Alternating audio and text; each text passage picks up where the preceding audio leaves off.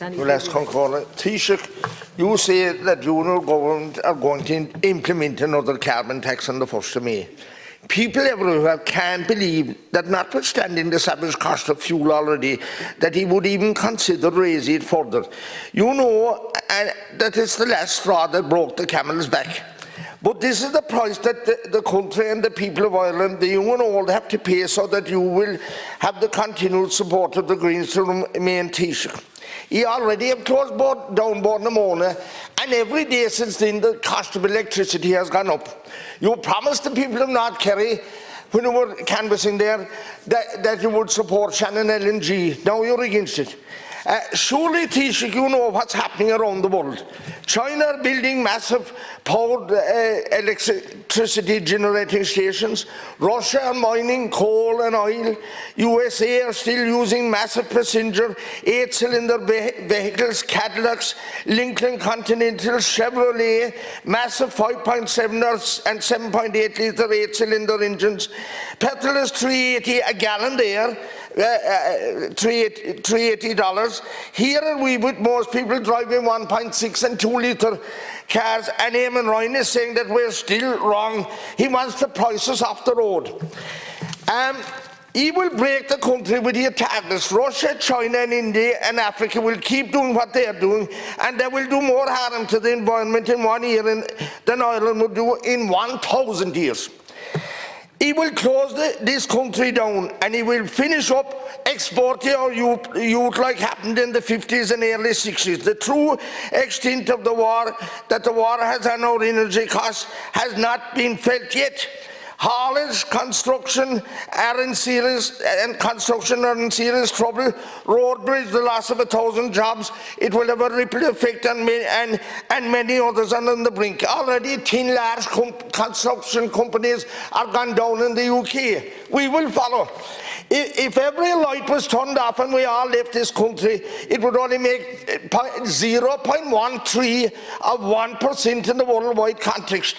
We are all under the one sky, the one sun and the one moon is over us all. He can cripple our people, cause the loss of thousands of jobs and break the people, paralyze our farmers and curtail their ability to continue producing food. Nobody has made up the cost of importing food from places like Brazil or what emissions this will create. It will be certainly more than a farmer in Kerry selling an animal to a factory in Bandon and selling over the counter in Killarney, Kimere or Cashel Island or indeed Macroom. Eamon Ryan has been talking about solar energy for years, but we are still waiting for a power purchase agreement to be put in place for micro-generation schemes to allow small energy producers to sell extra energy back to the grid.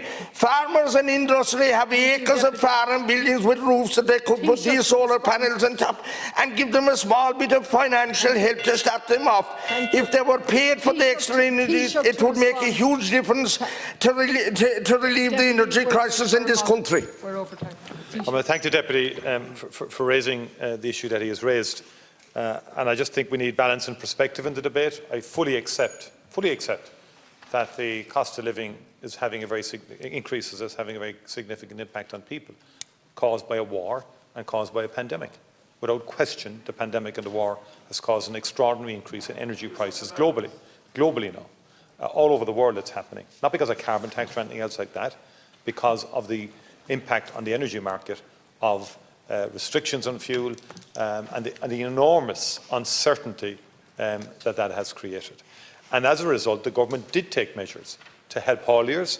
There were measures taken in terms of tillage to assist farmers, and also in terms of the broader issue in terms of reducing the excise duty and so forth, and the cost of fuel between 15 and 20 cents. And so very significant measures costing about 900 million have been taken. If you take in the medical cost reductions, the transport cost reductions, the €200 electricity cut, and so on.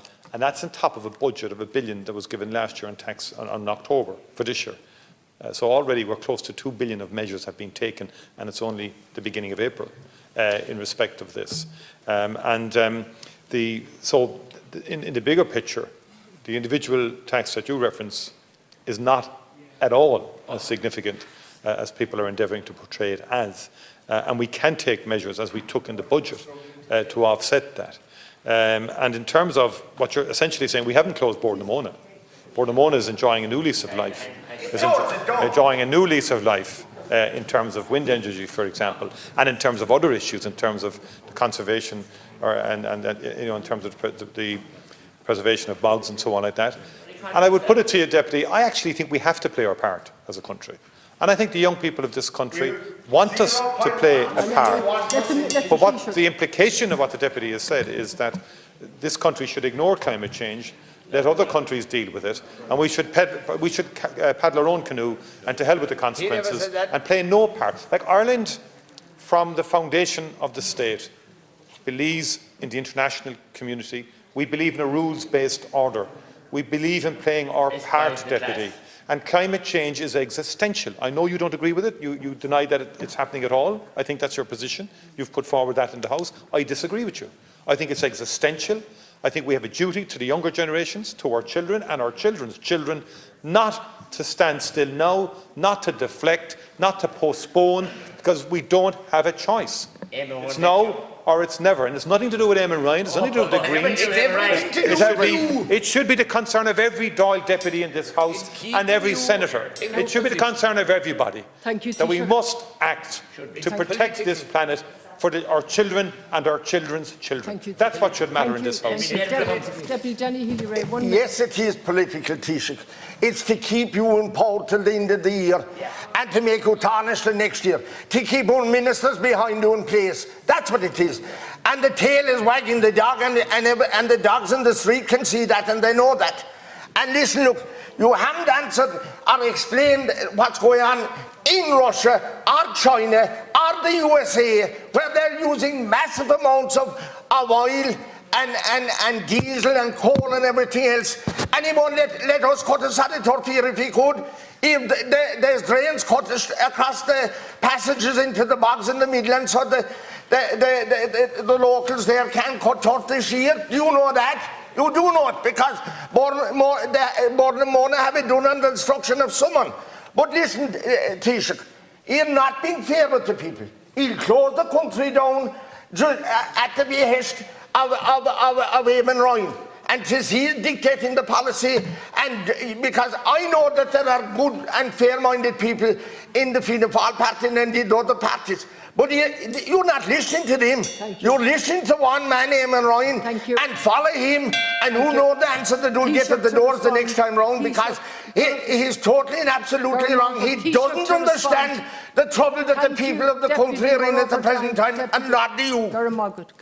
Could I point out to the Deputy that the Oireachtas Committee of all parties last year, and prior to the formation of this government, by a vast majority were in favour, first of all, of taking very strong measures in relation to climate change.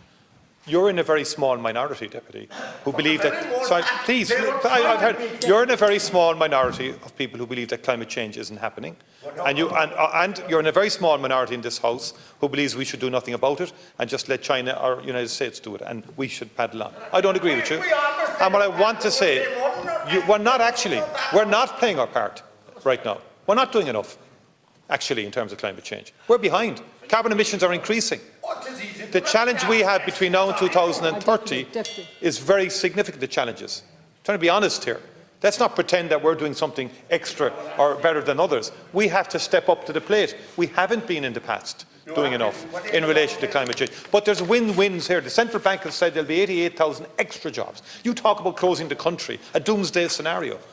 For God's sake, during the pandemic we took measures that did rescue this economy and that did put it on the pathway to a dramatic recovery. And we want to do the same now in the context of this war, to respond intelligently and sensibly to enable us to protect jobs and to protect the economy, but above all, to protect the quality of life for the younger generations yet to come.